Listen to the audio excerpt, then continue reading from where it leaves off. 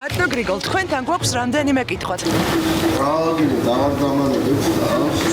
სადაა საქმეს თანამდებობიდან სკანდალები წასული ოცნების ხელისუფლების მაღალ ჩინოსნები. პენსიაზე გავოდი, მიმსახურე ჩემ ქვეყანას და გამოვედი და მიმხედავ ჩემთან, ხო შეიძლება. გრიგოლ ბესელია, ქალი ჟურნალისტის მზია ამაღლობელის ციხეში გაშვების საქმის მოწმე პოლიციელი. თქვენი საქმეა. დანიშნეს ლუქს კლასის აპარტამენტების მშენებელი კომპანიის უსაფრთხოების უფროსად. ცოტა ცინიკურად რო არ შეაფასოებ თანამდებობა, ხო შეიძლება. არჩილ თალაკვაძე, ოცნების მეთაურობიდან უეცრად გამქრალი ლიდერი. ოცნებიდან გაშვებულებს კალაძემ გიპატრონოთ, როგორც მის მეგობრებს. პარლამენტის ყოფილი თავმჯდომარეც სამშენებლო ბიზნესში წავიდა. რა გიყვით? ახლა მისი საქმე ბინების აპარტამენტების და რეზიდენციების სარფიანად გაყიდვა. ქართულ ოცნებაში თქვენ და თქვენ ბაზმა მასაშენებელი ვეღარაფერი ნახეთ პატმარჩო და სამშენებლო ბიზნესში ამიტომ წახვედით. ავთანდილ თალაკვაძე ოზურგეთის ექს-მერი და ჯანდაცვის სამინისტროს ყოფილი მაღალჩინოსანი დასაქმებულია კალაძის გარემოცვის მიერ. ჩინოვნიკობიდან სამშენებლო ბიზნესში როგორ წახვედით? ბატონმა ლაშა პაჭაზმ შემომთავაზა. ჩვენ ვარკვევდით, კომპანიებში თანამდებობებზე დასაქმებული ოცნების ექს-მაღალჩინოსნები რეალურად მუშაობენ, თუ დიდ ხელფას უხდიან, რომ ქართული ოცნების შავბნელი საქმეები საჯაროდ არ გამოიტანონ და მათი დუმილი ამით იყიდონ. აი ზედა ოფისია ბესელია სიმაგრე აქციის ბატონი ხო და ბესელია. არ არის თუ ადგილზე გასაოცარი რეზიდენცია მთაწმინდის პლატოზე და ივანიშვილის სასახლეზე უფრო მაღლა. თქვენ ბატონი ვანაშვილი ბრძანდებით, ხო? 8 საათზე ნახეთ უცხოელი ინვესტორების ფულით ნაყიდი სასახლე, როგორ იქცა ვანო ჩხარტიშვილის სამფლობელოდ. ვისთან შედიხართ? აქ რა ხდება რა? მეგობარი ვინ არის თქვენი? რამე დანაშაულებრივი ხდება? ჯერ სასამართლოს ხელით უცხოელი ინვესტორების ქონება ჩხარტიშვილის ხალხმა ფოთში მიიღო მართვაში და ახლა უკვე რეზიდენცია მთაწმინდის პლატოზე. ქარტიშვილიც ცხოვრობს რა, დაცვაკავს ორი მომხრა ჯერ. ერთ დღეში მიღებული სასამართლოს ორი გადაწყვეტილება. ჩვენ დავსვით კითხვა, იყენებს თუ არა ივანიშვილის გარემოცვა უცხოელების ქონების ხელში ჩასაგდებად ქართულ სასამართლოს.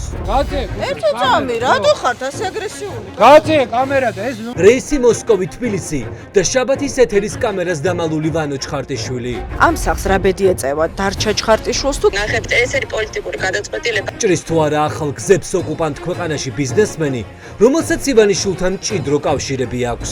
ასე მიღებ ხა მე რატომ?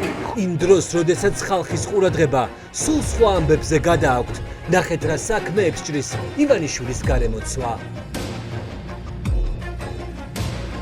Ты тупая свинья, нахуй, обоссанная, блядь, тварь ебучая. Тупые ебаты, вот такие, блядь, обоссанные, сука. ხორები სუნიანები უსაქმურები მუქთა ხორები. საქართველოში რუსეთიდან საცხოვრებლად გადმოსული მოქალაქეები ამ სიტყვებით ლანძღავენ ქართველებს. Звонили из МВД или нет еще? Насчет вашего материнства, насчет за то, что...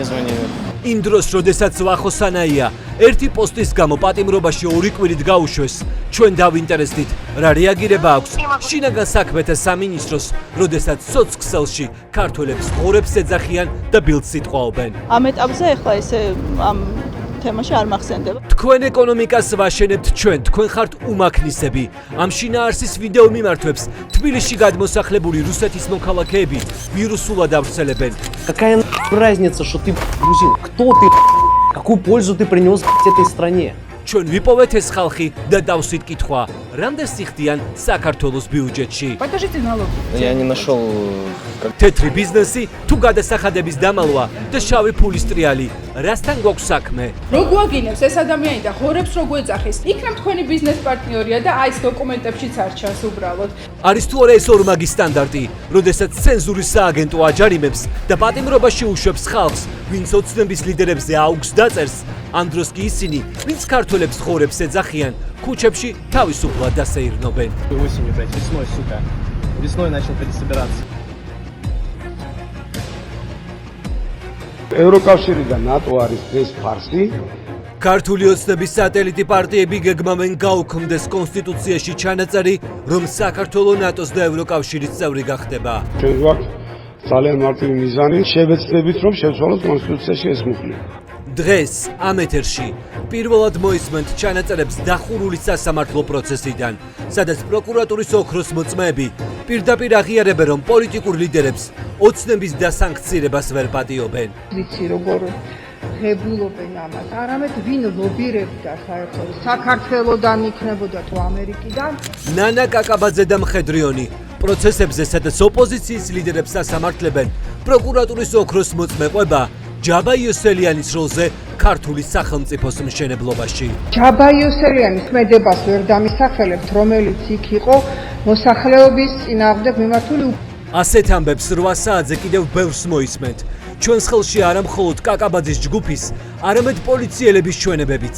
ბუშტებიც არის ამოღებული. ბუშტები ქართულმა ოცნებამ დანაშაულის იარაღად გამოაცხადა. სნიკერსი იყო, მაგრამ სნიკერსს ხარ ამოვიყებდით, ეხლა რა თქმა უნდა დავტოვეთ და მაინც ყოველი შემთხვევაში შურისძიების მოტივები, რაც მოწმეების ჩვენებებით ჩანს. ნახეთ 8 საათზე.